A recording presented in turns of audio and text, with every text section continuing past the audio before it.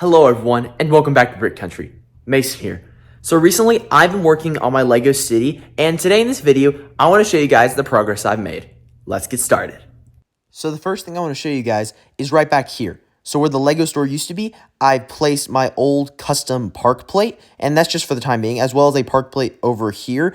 And now those are just temporary placeholders for the time being. And as of right now, the Lego store has moved to the new area of the Lego City. Coming down the road, you can see you're greeted by the grocery store and the Lego store, both custom buildings. Then following that is the arcade and the noodle shop. And I really like where the Lego store is placed because of the semi-truck right here, because it actually has room to breathe, and I think it looks really good with a little more space. Beside the noodle shop, you can see I got a start of an alley area, and then there is the Monkey Kids City of Lanterns Rebrickable model. Directly across the road, we have some official modular buildings with the Natural History Museum, Assembly Square, and the newest addition to the Lego City collection being the Parisian restaurant.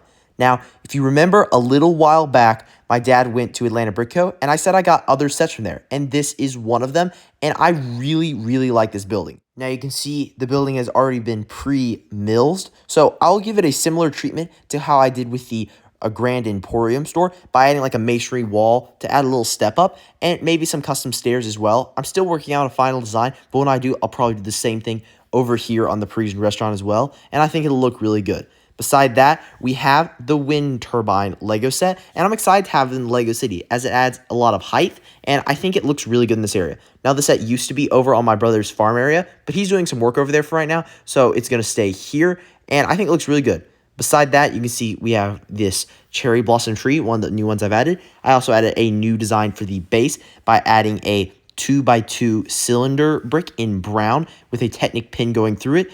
And I've done the similar technique behind the Lego store. Now I also kept the tread base, and I think it looks really good. It's also a lot sturdier than the previous design. And all of the cherry blossom trees throughout the city now are in a specific pattern. You can see we start with white. We have white here. Then we alternate to pink, then white again, then pink again, and finally white again and pink again. And I really like the consistency throughout the whole Lego City, and it looks really good. Over here, you can see these two blocks. Now, these have not changed at all whatsoever. So I think they still look really good. And then over here, this has not changed, exception of the park plate. This has not changed. And I really like the effect, especially with the Ghostbusters HQ, kind of tying this whole area together. And I love Pop Culture Street. Moving over to here, though, you can see this whole area has been modified mostly. You can see we have the Jazz Club right here. Next to that is the Town Hall. Then the Fire Brigade beside that. And then moving on from that, there is the police station.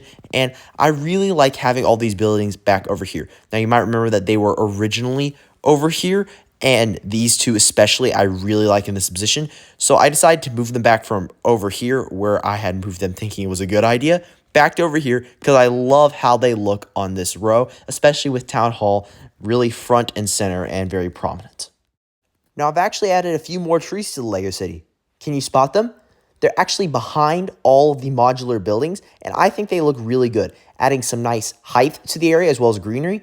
And if you look closely, you might be able to tell that these are actually cherry blossom trees, just been stripped of their flower elements. I also extended one of the branches, and taking all of the flower elements off, just put them in a bag, I replaced them all with these green limb elements, both in light green and dark green, and I think gets the job done very nicely to add some very simple and yet very cool looking trees to Lego City. You can see I've alternated color going light, dark, and for the base, I did the same design without the treads for the Potter for it, with the 2x2 brick, the Technic brick that's rounded. I also added a little Harry Potter reference in the back. I want to thicken up the forest back there and maybe add a few more trees. But for now, I think this looks really good. But I'm definitely going to want to add some more trees behind the Avengers Tower and Bugle, and also behind here to just continue the height idea. And I think it'll really tie in the whole place together, and I'll add a lot of greenery, and I think it'll just look really good having trees throughout the city.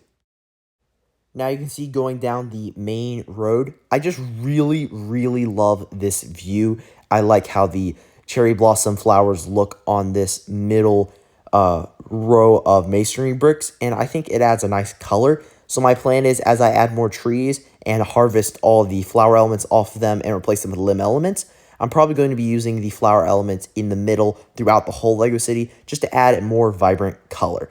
Now, this area right here is the new area you can see, and I really like the view going down the road. You can see we got customs on one side and officials on the other, and I think the whole Lego city looks really good. Now, ending back here, this is where I want to add a parking lot for the amusement park, so that's still the plan for now. So I think this whole Lego city is looking really, really good, and I'm very proud of how far it's come in such a short time.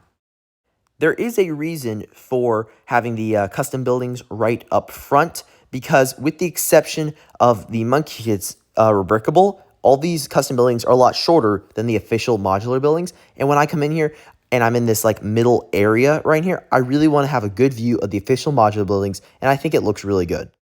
Now, next LEGO City update, I'll be working on tile work probably a lot more with the tan and lightstone gray elements going around. I need to order some more of the 1x2 lightstone gray tiles to finish it out, but I have a lot more of the dark tan, so I'll definitely be using those.